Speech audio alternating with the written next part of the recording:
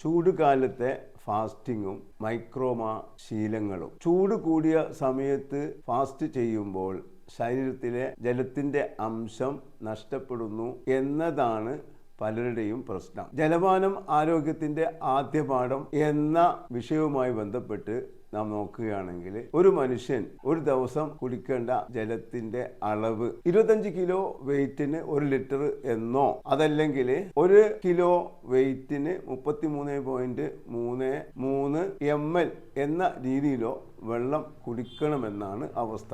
ഈ ചൂടുകാലത്തും നാം ഈ രീതിയിൽ ജലപാനം ചെയ്യുകയാണെങ്കിൽ ഈ സമയത്ത് ഫാസ്റ്റ് ചെയ്യുന്നത് കൊണ്ട് നമ്മുടെ ശരീരത്തിന് ഒരു കുഴപ്പവും വരുന്നില്ല എന്നതാണ് പ്രാക്ടീസ് ചെയ്യുന്ന ആൾക്കാരുടെ അനുഭവം. അതുകൊണ്ട് തന്നെ ചൂടുകാലത്തെ നോമ്പിൽ നാം ഈ രീതിയിലുള്ള ഒരു ശീലം ഉണ്ടാക്കിയെടുക്കുകയാണെങ്കിൽ അത് നമ്മുടെ ശരീരത്തെയോ അല്ലെങ്കിൽ നമ്മുടെ ആരോഗ്യത്തെയോ ബാധിക്കുന്നില്ല എന്ന് മാത്രമല്ല, മാസ്റ്റർ ജീനായ ഫോക്സോ ജീനിനെ അത് ഉത്തേജിപ്പിക്കുകയും അങ്ങനെ നമുക്ക് ഇതിൻ്റെ ഭാഗമായിട്ട് തന്നെ ഓട്ടോഫാജി ഉണ്ടാകുകയും ചെയ്യുന്നു എന്നത് വലിയൊരു ഉപകാരമായി കിട്ടുകയും ചെയ്യും.